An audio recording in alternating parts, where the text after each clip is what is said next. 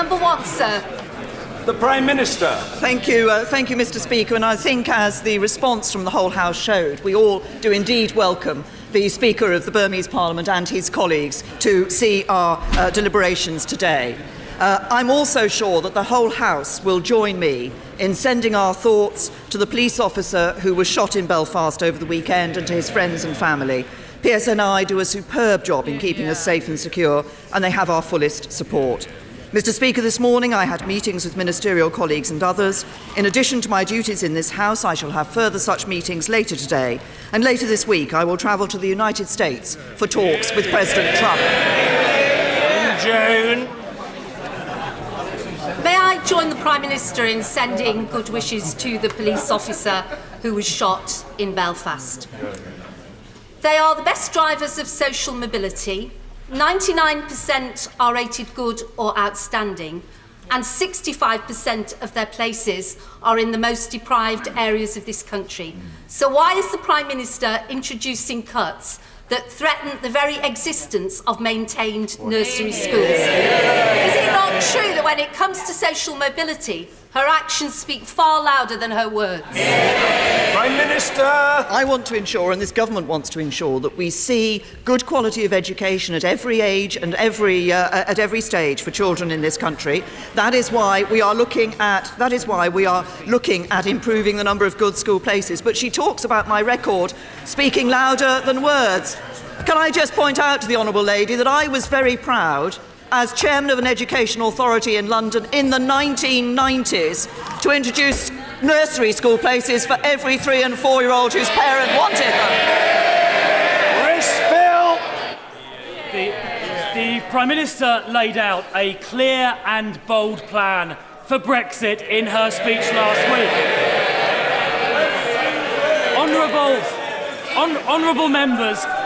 Honourable members quite rightly want an opportunity to scrutinise that plan.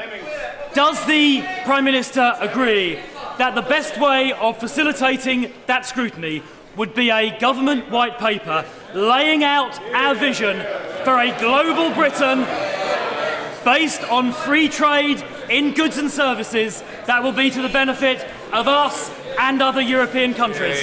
Prime Minister!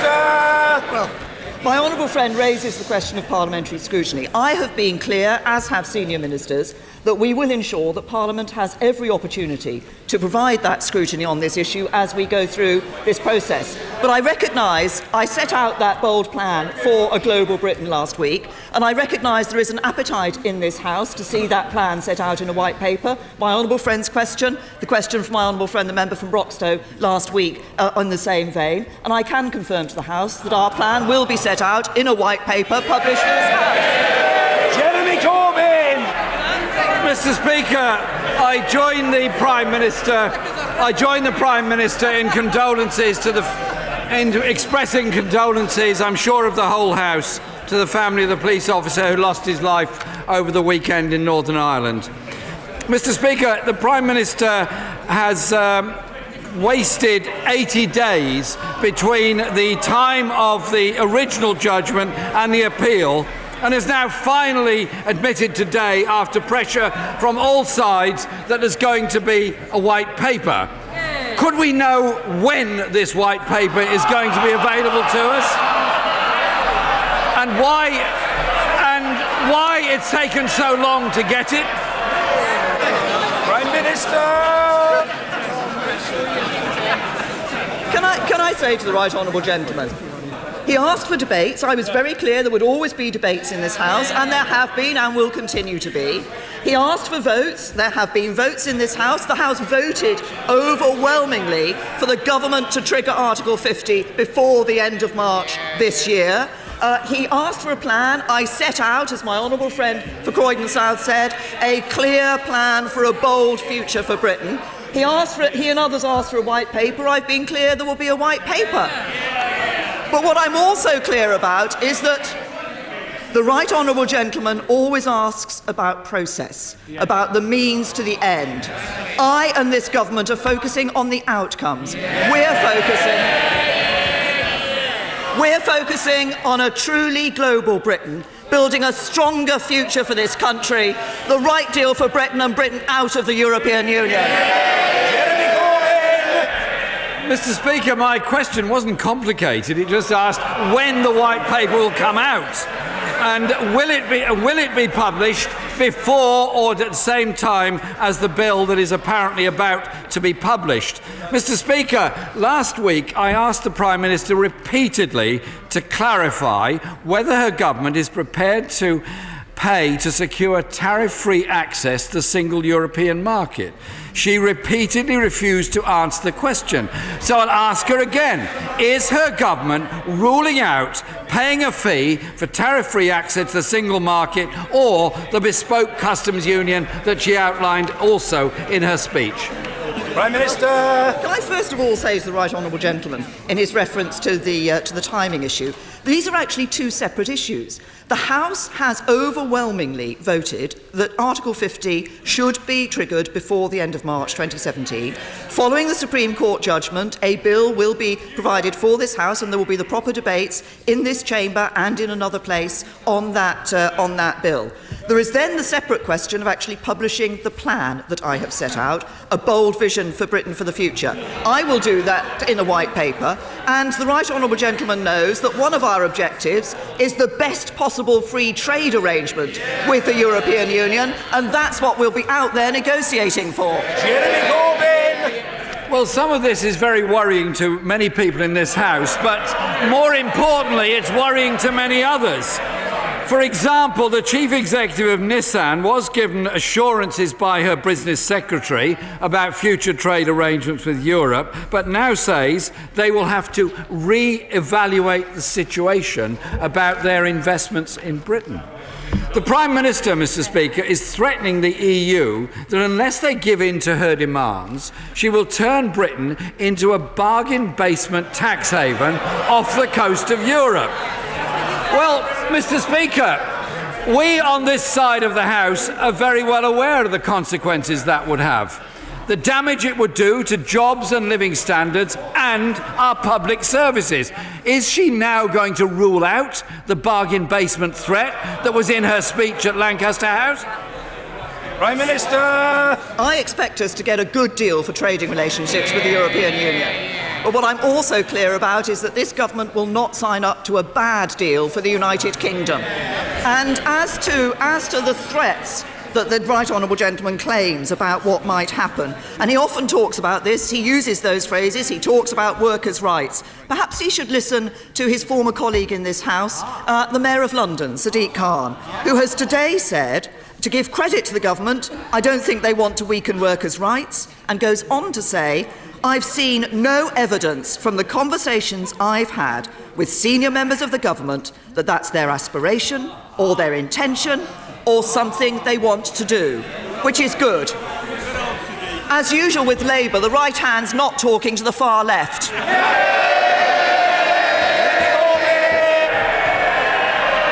Mr. Speaker, the evidence of what the Tory party and this government really thinks about workers' rights was there for all to see yesterday. A private member's bill under the 10-minute rule bill by a Tory MP to tear up parts of the International Labour Organisation Convention, talking down my friend the member for Grimsby's bill to protect European workers' rights that have been obtained in this country. That is the real agenda of the Tory party. Mr. Speaker, what the Prime Minister is doing is petulantly aiming a threat at our public services with her threats about a bargain basement Britain. Is her priority our struggling NHS, those denied social care, children having their school funding cut, or is it once again further cuts in big business taxation to make the rich even better off? Prime Minister. I would simply remind the right honourable gentleman on the issue of workers' rights that I have been very clear that this government will protect workers' rights. Indeed, we have a review of modern employment law to ensure that employment legislation is keeping up with the modern labour market. One of the objectives I set out in my plan for our negotiating objectives was to protect workers' rights. But he talks about threats to public services.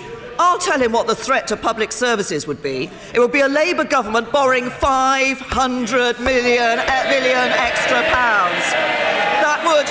That would destroy our economy and mean no funding for our public services. Jeremy Corbyn! The threat to workers' rights, Mr. Speaker, is there every day. 6 million earning less than the living wage. Many people, nearly 1 million, on 0 hours contracts with no protection being offered by this government. What they're doing is offering once again the bargain basement alternative. Will the Prime Minister, Mr. Speaker, also take this opportunity today to congratulate the 100,000 people who marched in Britain last weekend to highlight women's rights after President Trump's inauguration and express their concerns about his misogyny? Because many have concerns, Mr. Speaker, that in her forthcoming meeting with President Trump, she will be prepared to offer up for sacrifice the opportunity of American companies to come in and take over parts of our NHS or our public services. Will she assure the House that in any trade deal, none of those things will be offered up as a bargaining chip? Prime Minister! Again, I would point out to the right honourable gentleman that it is this government that has introduced the national living wage. And this government that's actually made changes to 0 hour contracts. But on the issue of my visit to the United States of America, on the issue of my visit to the United States of America, I'm pleased that I am able to meet President Trump so early in his administration. That is a sign of the strength of the special relationship between the United Kingdom and the United States of America, a special relationship on which he and I intend to build. But can I also say to the Leader of the Opposition, I am not afraid to speak frankly to a President of the United States. I am able to do that because we have that special relationship, a special relationship that he would never have with the United States. Mr. Speaker, we would never allow Britain to be sold off on the cheap. How confident is she of getting a good deal for global Britain from a president who wants to put America first, buy American, and build a wall between his country and Mexico? Article 50 wasn't about a court judgment against this government. What it signified was the bad judgment of this government. The bad judgment of prioritising corporate tax cuts over investment in national health and social care. The bad judgment of threatening European partners whilst offering a blank cheque to President Trump. The bad judgment of wanting to turn Britain into a bargain basement tax haven. So will she offer some clarity and some certainty and withdraw the threats to destroy the social structure of this country by turning us into the bargain basement she clearly threatens? Prime Minister! We will be out around the world with the EU, America and other countries negotiating good free trade deals for this country that will bring prosperity to this country. But the right honourable gentleman wants to talk about Brexit. I have to say to him, he's the leader of the party. He can't even agree with his shadow chancellor about Brexit. The shadow chancellor can't agree with the shadow Brexit secretary. The shadow Brexit secretary disagrees with the shadow home secretary. And the shadow home secretary has to ring up the leader and tell him to change his mind. He talks about us standing up for Britain. They can't speak for themselves. They'll never speak for Britain.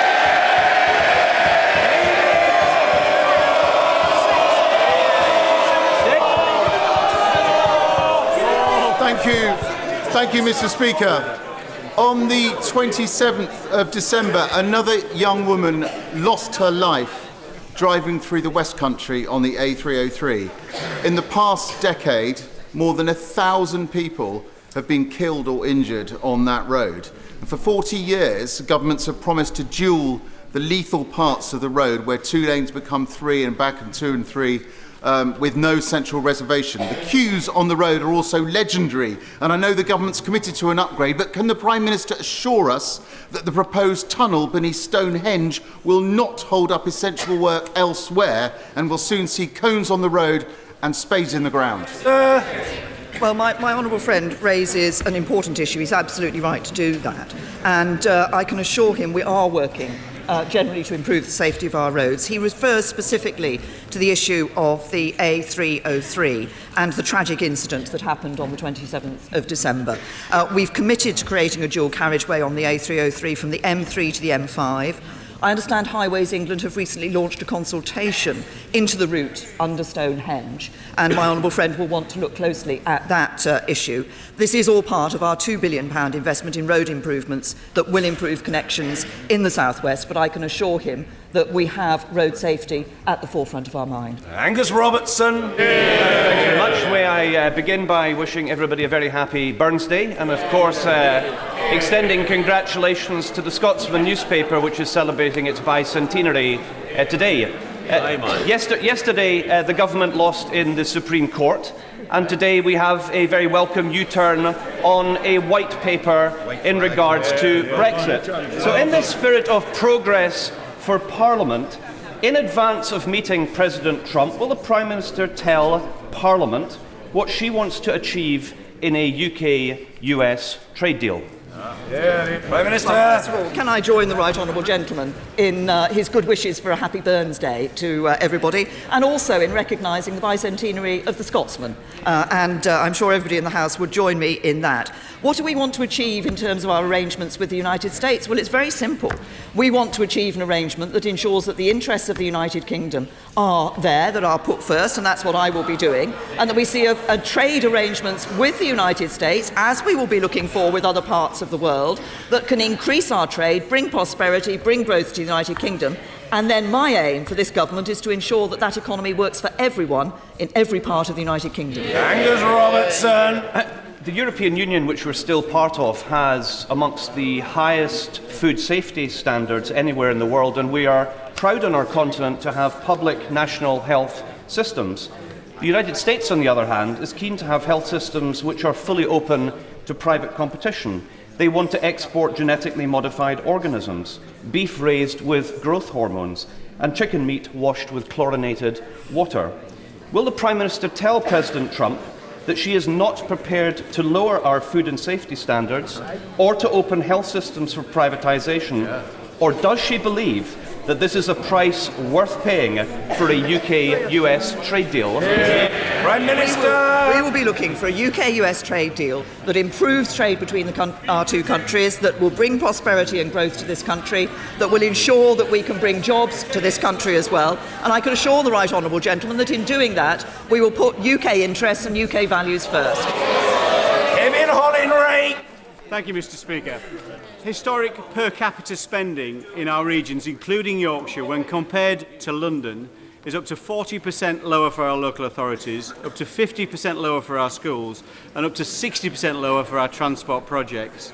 Does the Prime Minister agree that if we want to build a country that works for everyone, we need a fair funding deal that works for everyone? Prime Minister. I recognise the issues that my honourable friend has raised, and I can assure him that our commitment in relation to the northern parts of England, including Yorkshire, is absolutely clear. We want to back business growth right across the north. We are backing the Northern Powerhouse to help the great cities and towns of the north pool their strengths and take on the world. Yorkshire LEPs have received an additional £156 million in government funding this week, and we're spending a record £13 billion on transport across the north. And as a result, there are more people in work in Yorkshire and the Humber than ever before, and the employment rate is at a record high. That's good news for people in the region and good news for our economy as a whole. Dr. Philippa Whitford. Thank you very much, Mr. Speaker. The European Medicines Agency provides a single drug licensing system for 500 million people and results in the UK having drugs licensed 6 to 12 months ahead of countries like Canada and Australia. Yesterday, the Health Secretary stated that the UK will not be in the EMA. So can the Prime Minister confirm this and explain how she'll prevent delayed drug access for UK patients? Minister. There are a number of organisations that we are part of as members of the European Union, and as part of the work that we are doing to look at the United Kingdom in the future when we've left the European Union, we look at the arrangements that we can put in place in relation to those issues. We want to ensure that we continue to have the pharmaceutical industry in this country is a very important part of our economy, as are the ability of people to access these new drugs. And I can assure the Honourable Lady that we are looking seriously at this and will ensure we've got the arrangements that we need. Kit Malthouse. Mr. Speaker, too few British entrepreneurs are connecting with the capital they need to start and grow. As part of her industrial strategy, which will be looking at access to capital, will the Prime Minister order a review of the Enterprise Investment Scheme and the Seed Enterprise Investment Scheme in the hope that they can be simplified, helping to create the large pools of buccaneering capital that British industry needs? Well, my honourable friend raises an important issue, and he's long been a champion of entrepreneurship in this country. And I can tell him that in the industrial strategy, we are committed to providing the best environment for business. The Treasury has established a patient capital review, for example, that's chaired by, there's a panel chaired by Sir Damon Buffini that's looking at the barriers that exist to long-term investment. And we're also increasing investment in venture capital by the British Business Bank by £400 million, and that will unlock £1 billion of new finance. And the Treasury is going to be publishing a consultation in the spring examining these issues, and I'm sure my honourable friend will wish to contribute and respond to that. Lillian Greenwood. Thank you, Mr. Speaker. 4.5 years ago, my constituents Chris and Lydia Leake were on a family holiday on the Greek island of Zante when their son Jamie was hit and killed by a speeding motorbike. It was his 9th birthday. The rider was convicted but has appealed against his sentence and to date remains a free man.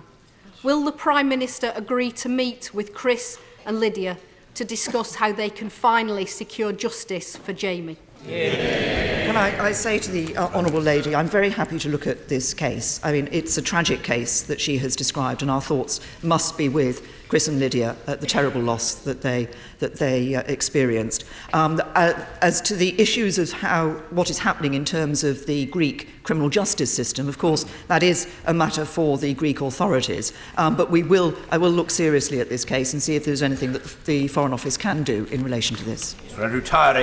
President Trump has repeatedly said that he will bring back torture as an instrument of policy. When she sees him on Friday, will the Prime Minister make clear that in no circumstances will she permit Britain to be dragged into facilitating that torture, as we were after September the 11th? I can assure my honourable friend that we have a very clear position on torture. We do not sanction torture. We do not get involved with that, and that will continue to be our position. Andy Slaughter. Thank you, Mr. Speaker. 70% of my constituents voted Remain, 15% are citizens of other EU countries, and almost all don't trust her government to negotiate a deal that secures the future prosperity of London and the UK. Will she give this House a veto on the deal she does, or will she put that deal back to a referendum of the British people? Prime Minister. I say to the honourable gentleman, people voted differently across the country. There are parts of the country that voted to remain. There are parts of the country that voted to leave. What we now do is unite behind the result of the vote that took place. We come together as a country, we go out there, we make a success of this, and we ensure that we build that truly global Britain that will bring jobs to his constituency and for his constituents. Ian Stewart. Thank you, Mr. Speaker. This week, Milton Keynes celebrates its 50th birthday. We have been the most successful of new cities and have one of the highest rates of economic growth. Will the Prime Minister agree that Milton Keynes has a great future and will be central to delivering this government's ambitions? Prime Minister! Well, can I join my honourable friend? Can I join my honourable friend in marking Milton Keynes' 50th birthday? And also, I understand he secured a Westminster Hall debate later today on this subject, and congratulate him on having done that. And I think that Milton Keynes is a great example of what you can achieve with a clear plan and with strong local leadership. We're providing, as he knows, additional funding for the East-West Rail project. I know he supported that through chairing its APPG, as well as for the Oxford to Cambridge Expressway Road Scheme. And we'll see a country that works for everyone. Milton Keynes has had not just a great 50 years, but I'm sure will have a great future as well. Kelvin Hopkins. Mr. Speaker, last week a freight train arrived at Barking from China using the Channel Tunnel and demonstrating the massive potential of rail freight. But continental rail wagons and lorry trailers on trains cannot be accommodated on Britain's historic rail network because its loading gauge is too small. Would the Prime Minister therefore consider giving positive support to the GB Freight Route scheme, which will provide a large gauge freight line linking all the nations and regions of Britain, both to each other and to Europe and Asia beyond, and would take 5 million lorry journeys off Britain's roads every year? Minister. The honourable gentleman has raised an issue, which is the different gauge on railways here and on the continent, which has been obviously an issue for some considerable time. We want to encourage freight on rail. We have been encouraging freight on rail, and we will continue to do so. Rebecca Powell. Thank you very much, Mr. Speaker. The Ministry of Cake in my constituency of Taunton Deane, a £30 million turnover company, has recently been bought by a French company called Mademoiselle Desserts. They trade across Europe at the Ministry of Cake and into China. Does this not demonstrate, Prime Minister, and would you agree with me, that it demonstrates confidence in our economy and that a European company has bought into it? It demonstrates that we can unlock global trade, and it demonstrates that the South West is a terrific place to do business. Prime Minister. I absolutely agree with my honourable friend. I think the investment that she has referred to, the French company, into a company in her constituency, shows the confidence that people have in our economy for the future. It shows the fundamental strengths of our economy, and it also shows, as she says, that we can unlock global trade. And of course, the South West is a very good place to do business. Peter Grant. Thank you, Mr. Speaker. Robert Burns once wrote, "Whatever damages society or any least part of it, that is my measure of iniquity." Would the Prime Minister agree that that description applies perfectly to the detention fast-track system recently found to be illegal by British courts, under which 10,000 asylum seekers were denied a fair trial, and some of whom were probably illegally deported to death and torture? Prime Minister. Well, I say to the honourable gentleman, the issue of the detained fast-track system in the asylum system is one that obviously I looked at when I was Home Secretary, and we did make a number of changes to the way we operated the detained fast-track. But it's built on a very simple principle, which is that if there is somebody whose case for asylum is such that they are almost certain to be refused that asylum, then we want to ensure that they can be removed from the country as quickly as possible, hence the detained fast-track. David Morris. Thank you, Mr. Speaker. I would like to ask my friend the Prime Minister if she would assist in trying to get an enterprise zone in my constituency of Morecambe and Lunesdale as part of industrial strategy, because it turns out that the Labour Council and the Labour County Council, who are talking about a enterprise zone-esque project in the area, have not even applied for any funding whatsoever. So would my right honourable friend please assist me in this endeavour? Prime Minister! Well, can I say to my honourable friend, I know what a champion for Morecambe and Lunesdale he is and has been as Member of Parliament, and I'm sure that the Chancellor and the Business Secretary will look at the issue that he has raised. But I also say how sad it is that Labour councils are not willing to put forward proposals to increase the prosperity and economic growth in their area. Order. Closed question, Mr. Patrick Grady. Thank you, Mr. Speaker. Question 11.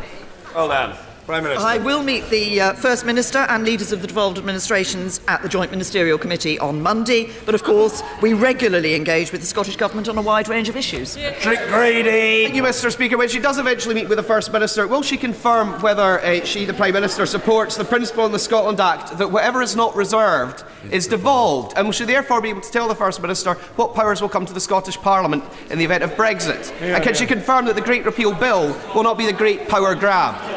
Prime Minister. I've been very clear. I think this was echoed yesterday by my right honourable friend, the Secretary of State for exiting the European Union, that no powers that are currently devolved are going to be suddenly taken back to the United Kingdom government. What we will be looking at and what we will be discussing with the devolved administrations is how we deal with those powers which are currently in Brussels when they come back to the United Kingdom, and what we want to ensure that those powers are dealt with so that we can maintain the important single market of the United Kingdom. Oliver Dowden. Thank you, Mr. Speaker. It is currently an offence to assault a police officer, an immigration officer or a prison officer, but it is not a specific offence to assault an NHS worker, whether they're a doctor, a nurse or a paramedic.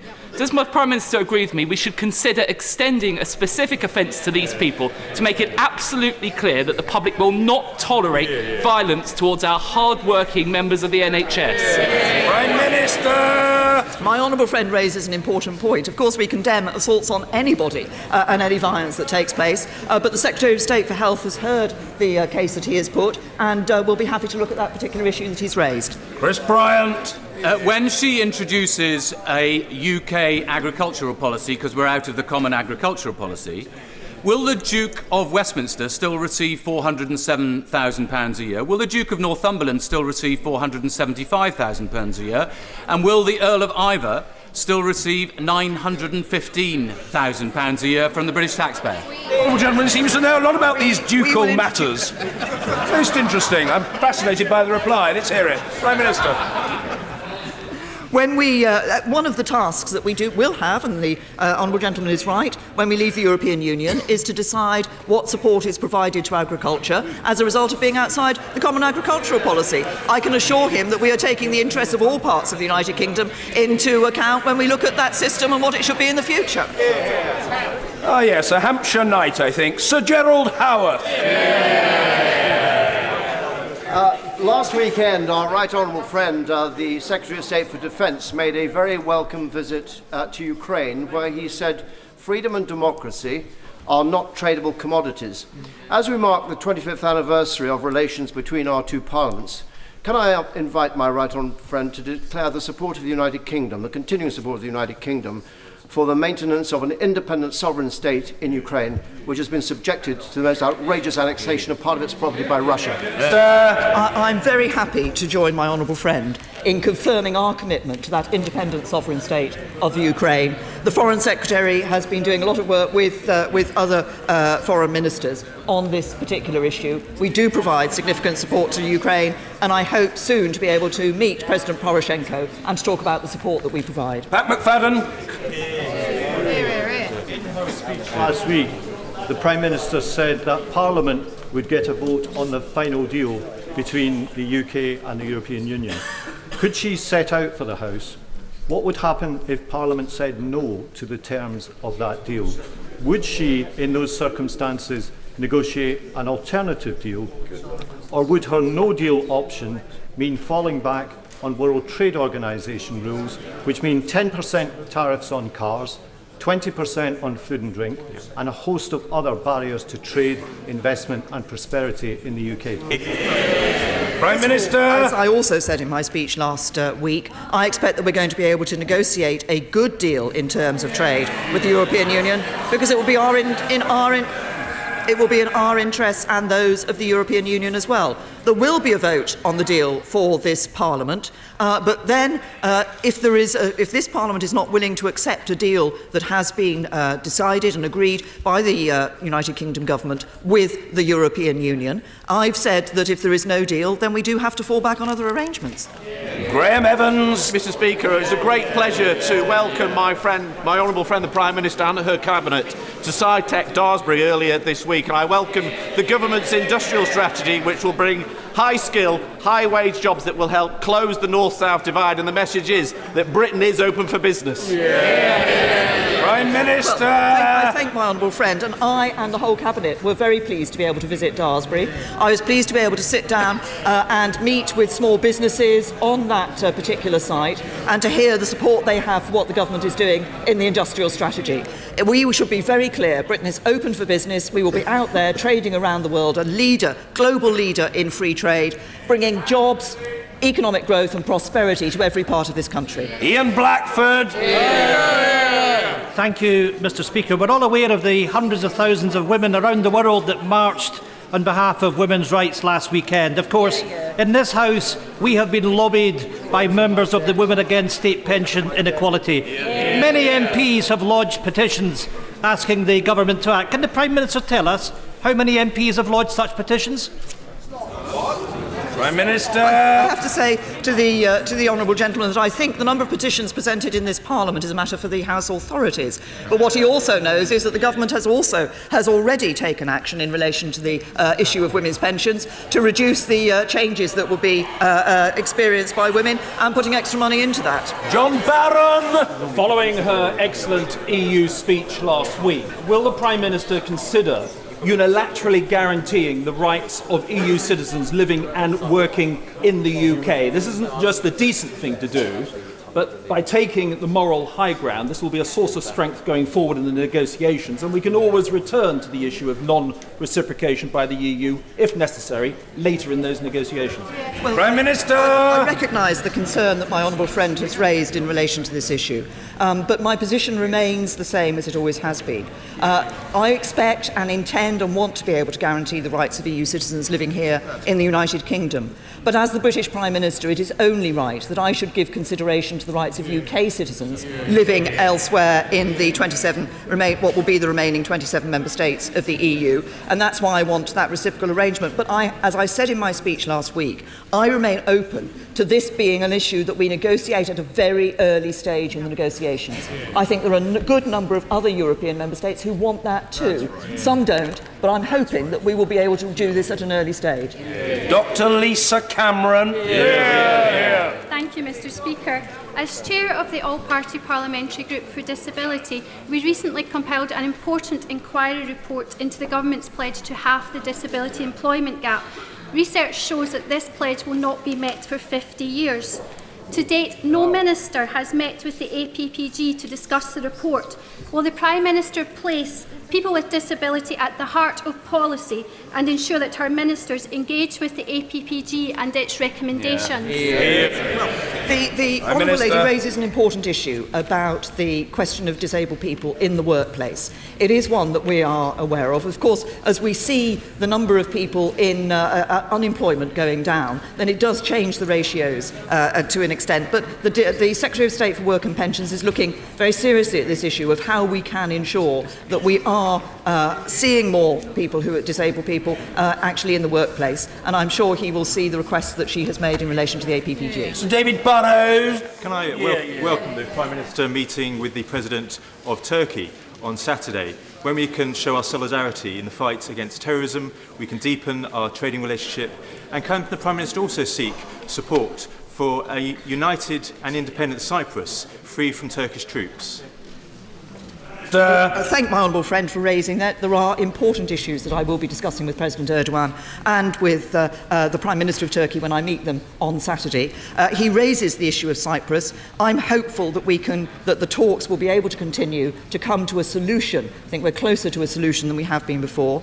I've already spoken both to Prime Minister Tsipras and to President Erdogan about the need to ensure that we are creative in the thinking and finding a solution for this, and I had a further telephone call with Nikos Anastasiades over the weekend about this very issue. We stand ready as a guarantor to play our part in ensuring we can see a successful conclusion of these talks and see that reunification of Cyprus, which people have been working for some time. Mr. Nigel Dodds. Thank you. Thank you, Mr. Speaker. I join the Prime Minister in wishing a speedy recovery to the police officer who was shot and injured in my constituency in North Belfast on Sunday night. Thankfully, he was not killed, but that was not the intention of the terrorists, of course. It's very clear, Mr. Speaker, that the political instability brought about by Sinn Féin's collapse of the Assembly is in no one's interest in Northern Ireland. It's also clear that their intention is to try to rewrite the history of the past? Will she make it very clear that the one-sided legal persecution of police officers and soldiers who did so much to bring peace to Northern Ireland will not be allowed to continue? Prime Minister. I say to the right honourable gentleman that, as he indicates, the political stability in Northern Ireland has been hard-earned over some considerable time, and none of us want to see that thrown away. He raises the issue of the current situation, where there are a number of investigations by the PSNI into former soldiers and their activities in Northern Ireland. I think it's absolutely right that we recognise that the majority of people who lost their lives as a result of terrorist activity, and it is important that that terrorist activity is looked into. That's why one of the issues that my right honourable friend, the Secretary of State for Northern Ireland, is looking at is this legacy question, and how that issue of investigation on all sides can take place in the future. Maggie Throop. Thank you, Mr. Speaker. Social care provided by Labour-led Derbyshire County Council is failing miserably, with serious errors in process leading to, quite frankly, shameful consequences for some of my most vulnerable constituents. This is clearly not about funding, as they sit on reserves of about £233 million. Will my right honourable friend instigate an urgent review of social care practice at the County Council, because the people of Derbyshire deserve better? Prime Minister. My honourable friend has made an important point in relation to this issue, which is that the success of social care is not wholly about funding. It is about actually the practice on the ground, and that is why we're very clear that it is important to see that integration between social and healthcare at a local level, and local authorities should be playing their part in delivering that. This is an issue that we need to see addressed for the longer term as well. Frankly, it's been ducked by governments for too long in this country, and that's why this government is determined to bring forward a sustainable programme for social care in the future. Ed Miliband.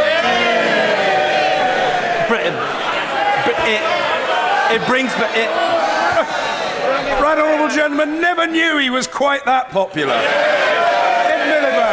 I was going to say, Mr. Speaker, it brings back memories, actually.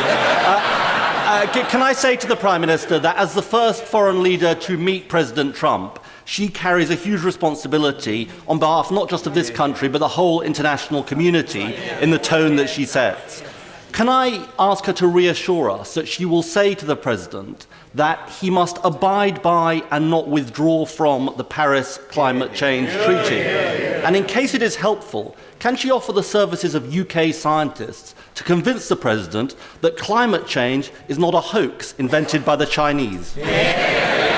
Prime Minister! Well, I recognise the role that the right honourable gentleman has played in looking at this issue of climate change, and I hope he recognises the commitment that this government has shown to this issue of climate change with the legislation that we've put through and the changes that we have brought about in terms of the energy sector and uses of different forms of energy. The Obama administration obviously signed up to the Paris Climate Change Agreement. We have now done that. I would hope that all parties would continue to ensure that that climate change agreement is put into practice.